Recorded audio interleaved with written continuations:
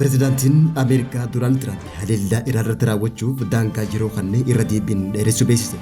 Pirezidaantiin Ameerikaa Doonaald Tiraamp haleellaa bu'uuraalee misoomaa anniisaa Iraan irratti raawwachuuf daangaa yeroo kannee irra deebiin dheeressuu beeksise.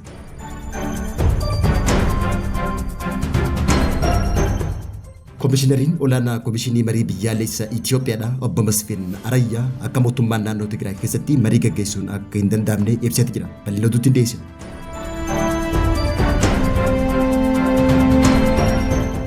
Pirezidaantiin biyya Ruwaandaa gochi mootummaan isaanii dhaabbilee amantaa irratti fudhatu ammas itti cimaa jechuudhaan beeksise.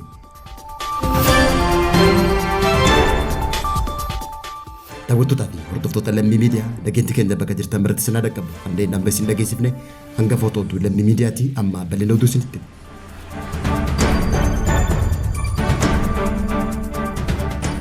Pirezidaantiin Ameerikaa Doonaald Tiraamp Iraan hulaa Hormuz yoo hin banne bu'uuraalee misooma anniisaa isiin haleellaa jechuudhaan yeroo dhaadatu haleellaa Iraan irratti raawwachuuf karoorfatee yeroo hin beekamneef dheeressuu beeksise. Pirezidaantiin torban dabre yeroo sa'aatii 48 hin caalle keessatti Iraan hulaa Hormuz yoo hin banne bu'uuraalee misooma anniisaa isii irratti haleellaa akka raawwatu akeekkachiisuun doorsuun ni yaadatama. Haa ta'uutii malee wixata dabre kana Iraan wajjin waliigaltee marii bu'a qabeessa taasisuudhaaf mari'achaa jirra jechuudhaan yoo ibsu Iraan ammoo waliigalteen Doonaald Tiraamp haasa'u soba jechuudhaan pirezidaantii Ameerikaa Doonaald Tiraamp gajibsiisuun ni yaadatama. Iraan gama isiitiin mariin Ameerikaa wajjin eegalte kan hin jirre ta'uu erga ibsiteen booda pirezidaantiin Ameerikaa Doonaald Tiraamp ammas daangaa jirichaa guyyoota hin beekamneef dheeressuun Reuters gabaase.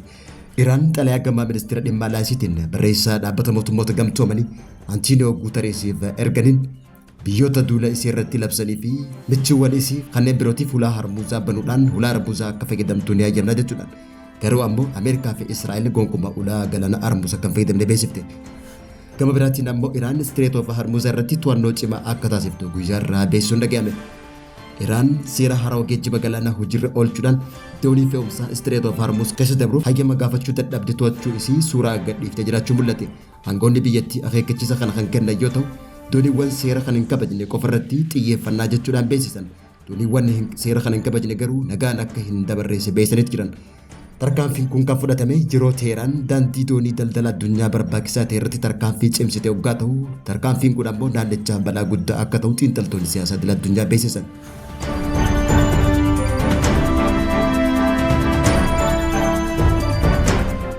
Komishiniin marii biyyaalessaa Itoophiyaadhaa guyyaarraa ibsa gaazexeessotaaf kanneen Tigraay keessatti haalli mariif dandeessu akka hin jirre beeksise.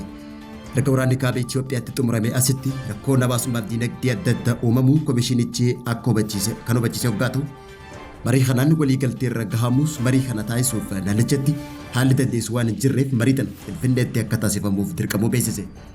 Komishiniin marii kana bitootessa kana keessa Finfinneetti akka taasifamu durataan komishinii marii biyyaalessaa Itoophiyaa Profeesar Masfiin Ariyaa ibsee jira.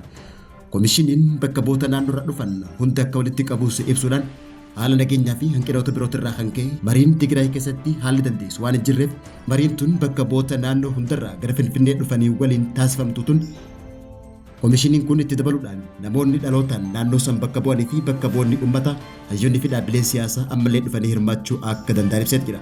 Guyyaa birootii irraa eegalee dhalattoonni Tigraay 70 ol yennoo isaanii karaa dijitaalaan akka dhiyeessan kan gaafate waggaa ta'u hojiin isaa immoo 93 xumuramuu beeksise. Kanneen hafan ammoo naannoo Tigraayitti kan ta'u waggaa ta'u Muddee bara 2014 labsiin raggaasifame bara san gurraandhala keessa hojii kan eegale komishinichi hojii labsichitti kenname xumuruu waan dadhabeef yeroon hojii isaa yeroo lama akka dheeratu taasisuullee hubachiisee jira. Komishiniin kun labsiin turtii waggaa 3 kan kennameef ta'ullee waggaa 4 keessatti itti gaafatamummaa isaa xumuruu waan hin dandeenyeef gurraandhala dabre ammas ji'oota 8tiif akka dheeratu ta'ullee hubachiisee jira.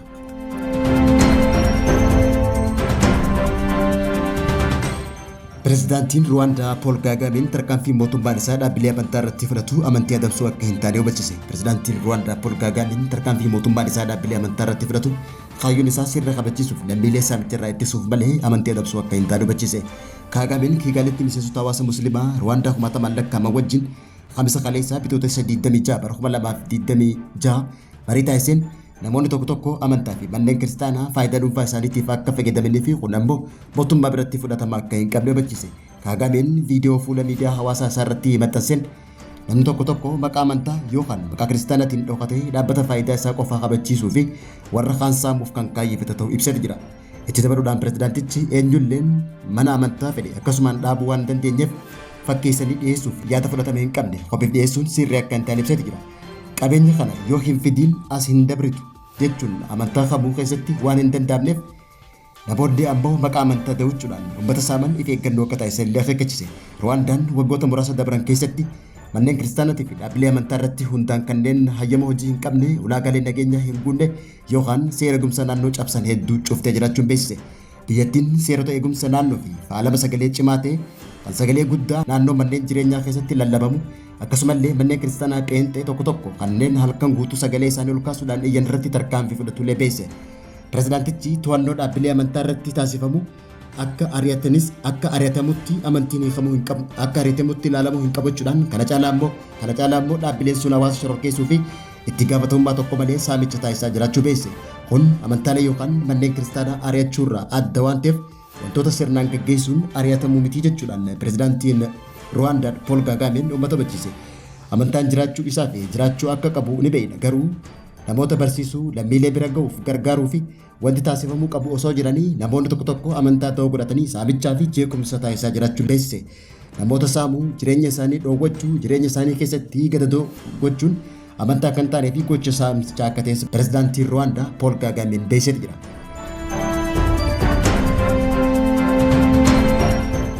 Daawwattootaa fi hordoftoota lammii miidiyaa irraa oduun yeroo kanaaf qabnu kan gammachiisan biraan gahaa turre turtii gaarii.